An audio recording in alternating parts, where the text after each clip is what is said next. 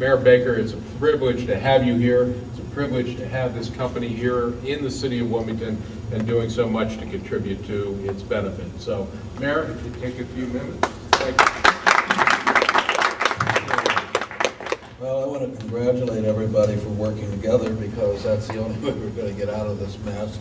Everybody keeps calling this a recession, and I keep saying over and over, this is not a recession. This is a restructuring of our economy, which means we have to have new ideas, new businesses started, so that in the future they begin to grow. And that's the only way this country is going to see a long-term benefit for our children and our grandchildren.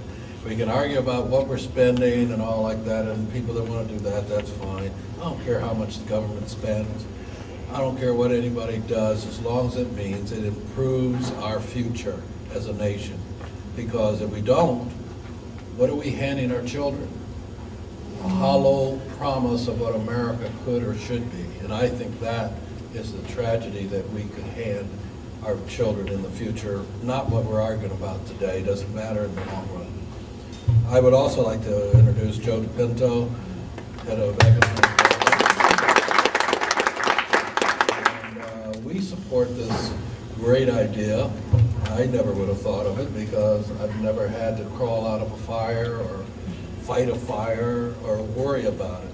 But I know a lot of people who have, and always you hear the same story. People die from smoke and inhalation first. They really don't burn to death. That's later on that actually the person is already deceased. So this idea is really fantastic. Councilmember Martelli is working with other council members and our people to come up with an ordinance to allow for new buildings to have this product, and also existing buildings under rehabilitation, and additions to existing buildings that have the lights already where they are.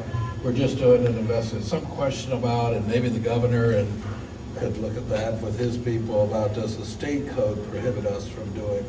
If it does, then It does, we'll change it. it'll require a state change in law, and then we could do it easily. But my personal feeling is that the state law doesn't, but my people are always one of the, you know how we are, we want it done. And, you know, the bureaucracy is, wait a minute, you can't do that, you gotta look at this and that, you know. And by the time you finish, you got a headache. But anyways, I think that it will happen one way or the other, whether it requires a state change or we just go ahead with the existing ordinance. So you've got support. And he's already working with WHA on the Crestview building, which had a major fire over there, and hopefully that will already install these products in. And OCI, did I say that right? I always get mixed. I always want to say OIC.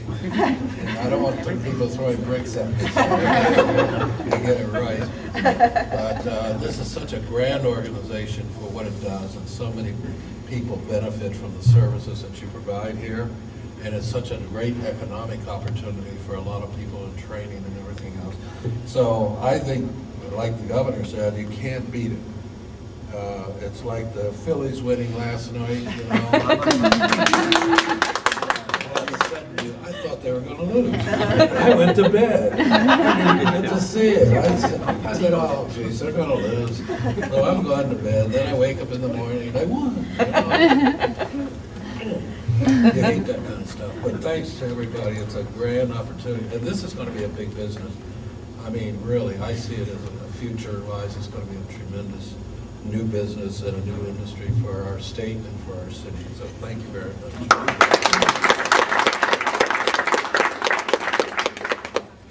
Mayor, the only thing I'll say is, much like at SentryLight, you got to believe. And, you got to believe in this company. You got to believe in the Phillies. My money's more. Actually, my money is technically on SentryLight, and not necessarily on the Phillies. Although, can we bet on that? Okay, never mind. I didn't know whether we were allowed to do that or not. There are two other individuals who need to be introduced here today, and the first is Jim Wolf, who is the president of the Delaware State Chamber of Commerce. And I wish whispered to Brian, I wanted to make sure that his app was in, and it is. So I didn't, I didn't do that for anybody else. I wasn't showing for any other chamber. I showed for you, so that was good. And the other is someone who could not be here today, and that's Senator Nancy Cook. Now, Senator Cook is co-chairman of the Joint Finance Committee, and I will tell you, one of the biggest supporters of SentryLight.